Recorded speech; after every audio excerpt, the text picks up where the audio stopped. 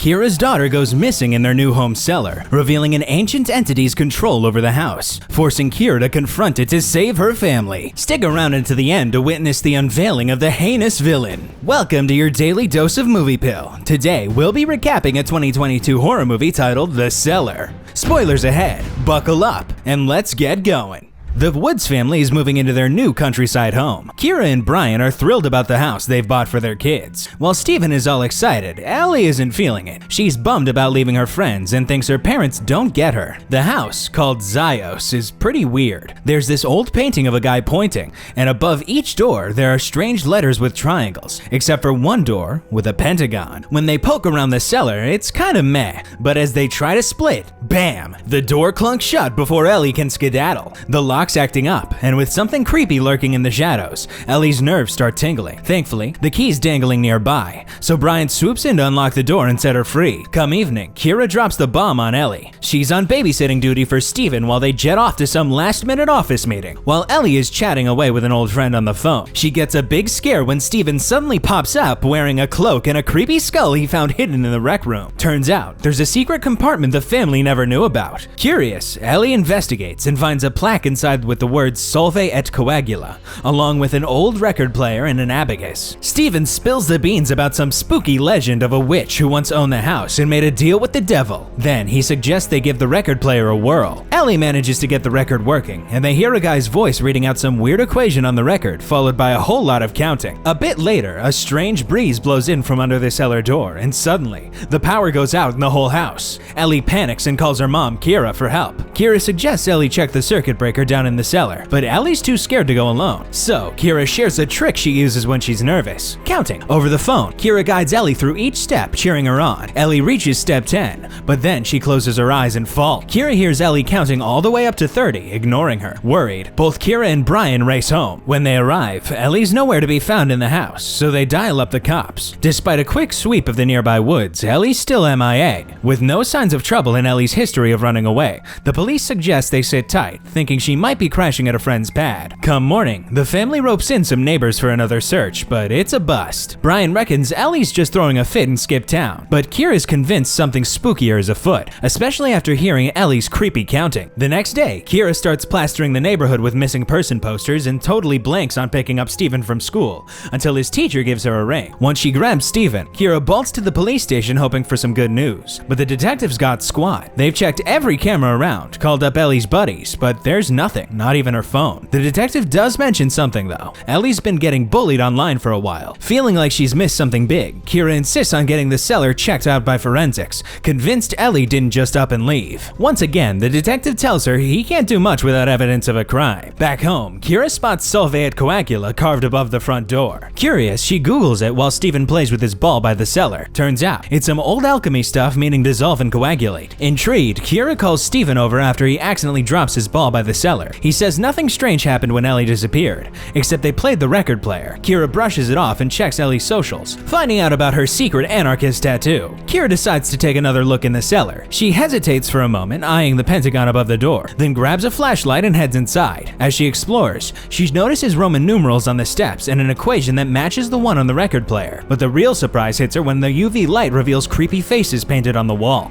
This discovery prompts the cops to finally send in a forensics team. During their examination, one of the officers accidentally pushes Steven's ball into the cellar. Sadly, the cops come up empty-handed, saying the painting has been there since the 50s. Brian admits that they don't know much about the house's past, except it belonged to an old lady, and they got it for a bargain. Night falls and the family hits the hay, but Kira's roused by Steven, who's had a little accident. After cleaning up, Kira seeks comfort in Ellie's voicemail messages. But yikes! She hears Ellie's voice counting from the sink pipes. The creepy counting persists, leading Kira down to the cellar to investigate. When Kira heads downstairs, she accidentally kicks Steven's ball, and it rolls down the steps, bouncing for way longer than it should. Turning on the light, she follows it, but the ball seems to vanish. The next morning, Brian wakes up to find Kira missing from bed. Searching the house, he discovers her downstairs, staring at the symbols above the doors, with the cellar equation written down. While he gets her frustration, Brian doesn't think obsessing over symbols will help. Later, Kira gives her realtor a ring to see if he knows anything about the previous owner. Unfortunately, all he can offer is that she was the daughter of some big-shot academic who originally owned the place. Still itching for answers, Kira snaps some pics of the symbols above the doors before heading to work. She sends them off to her secretary, asking for a hand in figuring them out. During a meeting, her nerves get the best of her, so she ducks out early. On her way, her secretary hits her up with the scoop. These symbols are Hebrew glyphs spelling out Leviathan, a sea monster from Jewish tales. Kira's day takes a turn when she picks up Steven from school and finds him with a bloody nose. Apparently, he got into a fight because someone told him Ellie was dead. Back at home, Kira jumps online to dig into info about the Leviathan. She's shocked to find out the serpent drawings match what she saw near the Sulfate Coagula article. Feeling brave, she decides to give the record player another spin. As the mysterious voice starts counting, the abacus in the rec room kicks into gear all on its own. Meanwhile, Steven, caught up in the weird vibe, starts counting too,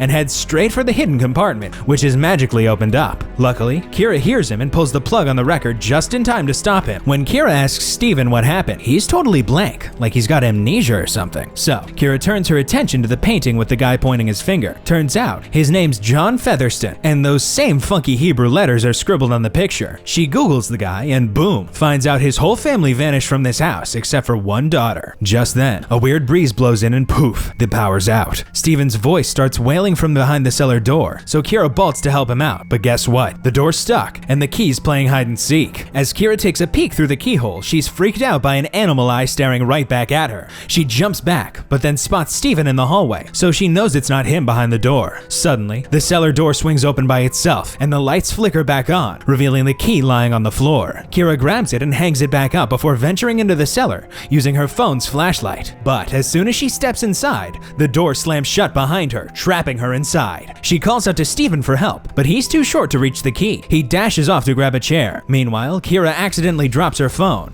and that's when she hears heavy breathing coming closer from the depths of the cellar. As the creepy creature starts creeping up the stairs, Kira's freaking out. But lucky for her, Brian swoops in just in the nick of time to rescue her. Later, Kira spills the beans to Brian about the spooky vibes down in the cellar and her missing phone. She also brings up the weird vanishing act of the Featherston family, drawing a connection to Ellie's disappearance. But Brian's all like, nah, you're just seeing things. Trying to be the hero, Brian ventures into the cellar to track down Kira's phone, only to stumble upon a mysterious clump of hair. The next day, Kira heads over to the National College of Mathematics, hoping Dr. Remy Furent, the brainiac mathematician, can shed some light on the equation from the cellar. When he reads it out loud, the lights in the room flicker, adding another layer of mystery to the mix. While crunching the numbers, Furent spills some Featherston tea. This spot used to be his turf, and he was tied with Aaron Schrodinger, the brainiac who boxed up his cat and said it was both kicking and kaput. Featherston and Schrodinger were like two peas in a pod until Featherston's kid fell ill and he vanished into thin air. His disappearance is a real head scratcher, and the only one with the lowdown is his daughter Rose, the one Kira snagged the house from. But Rose keeps tight-lipped about it all, still shaken up. Furent manages to whip up a visual that cracks the code, hinting at other dimensions, but this puzzle's more mind-bending than anything he's ever tackled. He tells Kira he needs some time to crack the code, promising to hit her up once he's got the goods. Later on, Kira swings by with a fresh phone. The moment she flicks it on, Furent's on the line, saying he's been trying to reach her forever, but some creepy voice just kept counting. He spills the beans about chatting with a buddy in the math biz, who thinks the equation's tied to some medieval math mojo cooked up by alchemists back in the day. It's like a puzzle missing a few pieces, or a spell that never got finished, and it's got ties to other realms. Turns out, this pal stumbled upon a similar equation in a house in Belgium, where the family went poof into thin air, just like Ellie. Brian swings by to see what Kira's up to, leaving Steven to his own devices in the rec room, where the abacus decides to do its own thing again. Kira lays out her findings for Brian. Leviathan means big bad sea serpent, and the house's name, Zios, is Greek for the pre-time void, aka the abyss. But Brian's not buying it, thinking she's going overboard with the whole interpretation thing. To distract her, he tries to smash up the equation plaque, but surprise surprise, the hammer just bounces off without a scratch. Right then,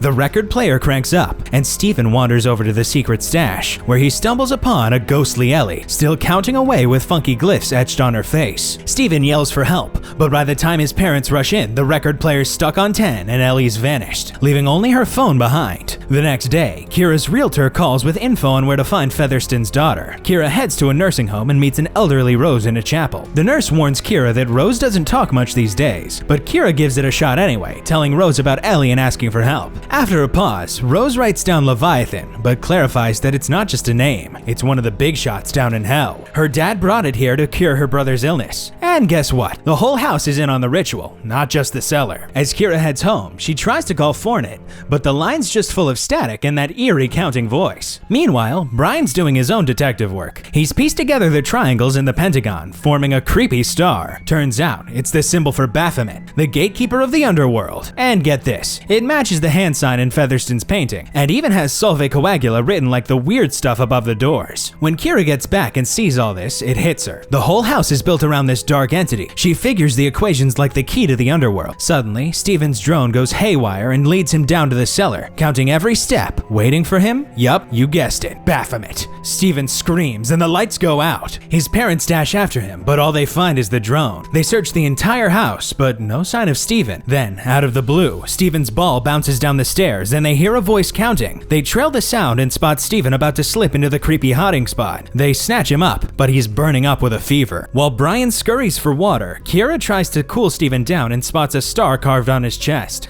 Suddenly, Steven recalls riding some horned creature before he resumes counting. Kira locates Brian in another room, also counting down. When he hits 0, he blurts out, "It's here." The cellar door swings open by itself, and a gust of wind rushes out, carrying the creepy noises of Baphomet on the prowl. Kira scrambles to hide in another room, but the demon sniffs her out. Left with no choice, she darts into the cellar, gripping her flashlight tight. But wait, the stairs seem to stretch out forever, leading to a mysterious door at the end. Heart pounding, Kira sprints towards it, hoping to outrun the looming threat. Finally, reaching for safety behind a wall at the foot of the stairs, she waits nervously for Baphomet to retreat before summoning the courage to explore further. And what does she find? A secret tunnel. With cautious steps, she ventures forward, only to stumble upon a massive chamber filled with lost souls, marching in eerie silence, each one counting as they wander. Amongst all the lost souls, Kira spots Ellie thanks to her tattoo. Kira grabs her daughter's hand and rushes back to the stairs, eager to escape with Baphomet hot on their heels.